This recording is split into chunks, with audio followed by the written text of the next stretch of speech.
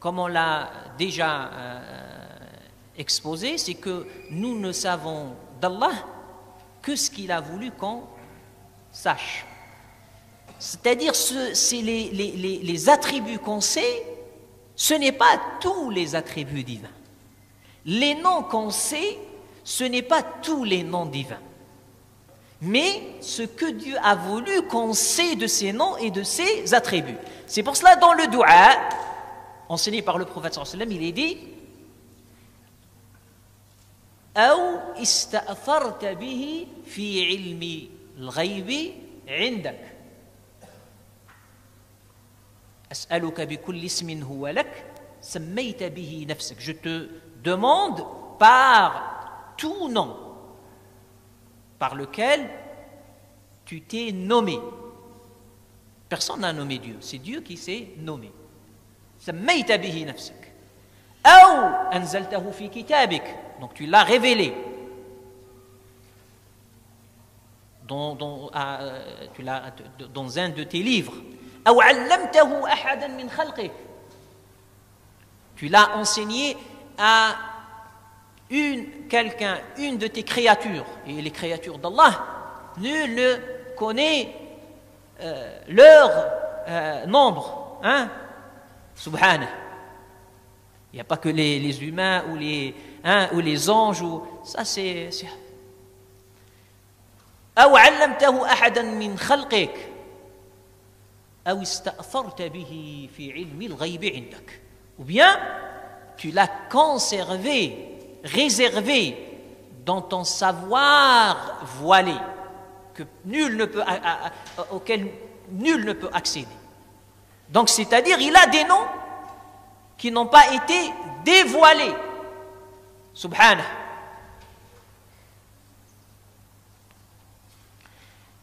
Mais tout ce qui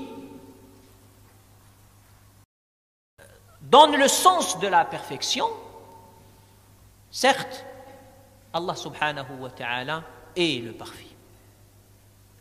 Donc, et tout ce qui est contraire à cette perfection, à cette excellence, à cette majesté, il doit être repoussé et écarté.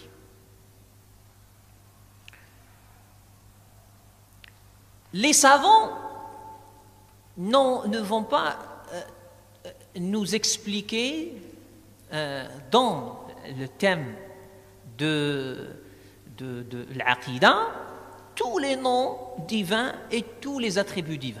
Ça, c'est une autre littérature. Hein, il y a des ouvrages spécialisés dans les noms divins et les attributs divins. Mais ils vont mettre l'accent sur certains noms et certains attributs. Et beaucoup ne savent pas le pourquoi derrière tout ça. Et il est si simple en vérité. C'est que les savants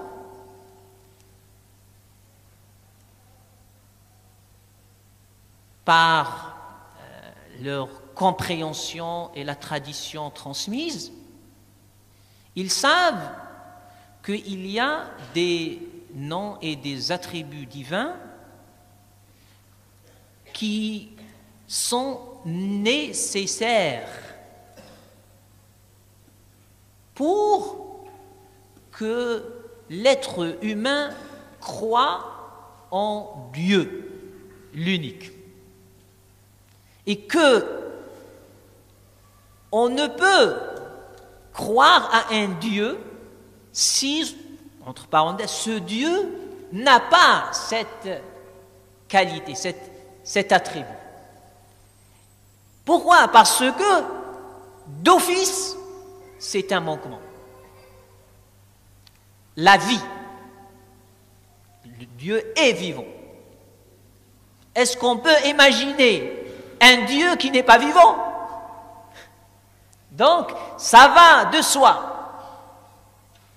Est-ce qu'on peut imaginer un Dieu qui n'entend pas, qui ne voit pas, qui ne sait pas, qui ne peut pas, Hein? Donc, tous ces attributs qu'ils étudient, c'est des attributs dans la conception que tout être humain ne peut envisager, hein, un Dieu sans qu'il ait ces attributs.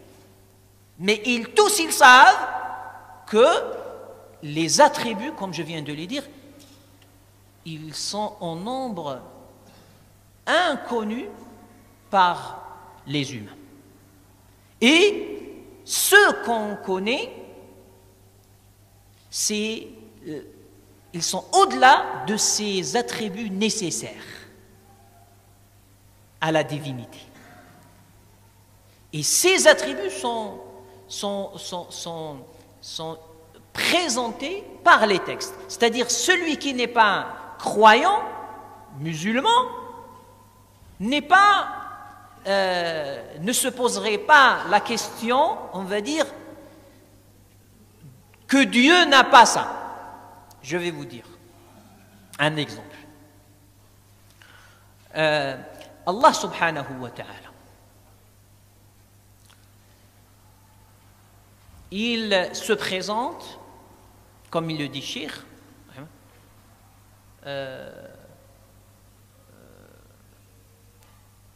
Al-Latif, Al-Khabir, Al-Raouf, Al-Karim, le généreux. Hein? Est-ce que, imaginons, hein, ça c'est de la, c'est de l'enseignement, on va dire, spéculatif. C'est un Dieu qui n'est pas généreux. Il ne veut pas être généreux. La raison ne repousse pas ça.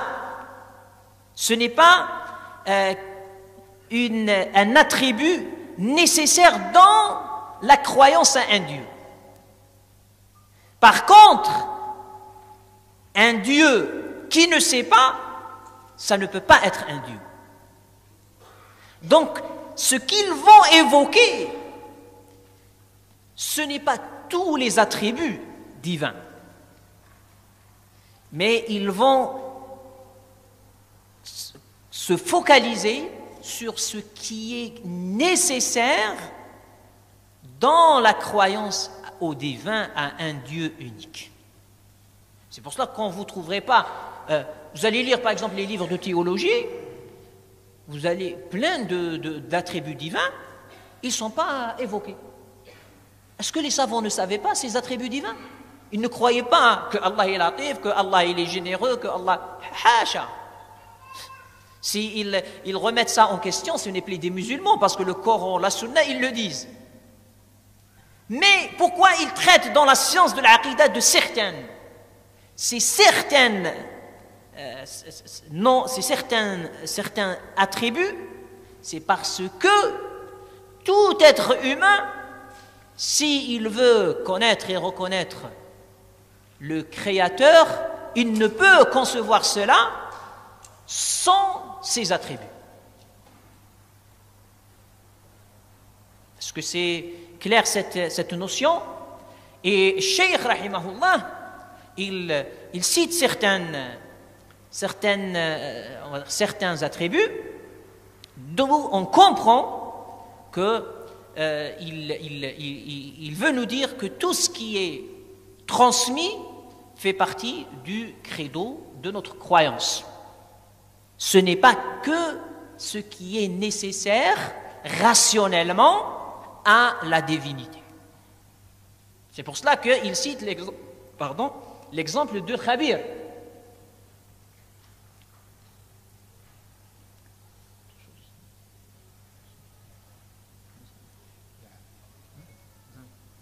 Et Allah subhanahu wa ta'ala, il cite l'Ali, Al-Kabir, subhanahu wa ta'ala. Ça, c'est des attributs qui nous sont transmises par le Coran et la Sunna du prophète sallallahu alayhi wa sallam. Donc, croire à tous ces attributs qui sont transmis, authentifié, fait partie de notre croyance.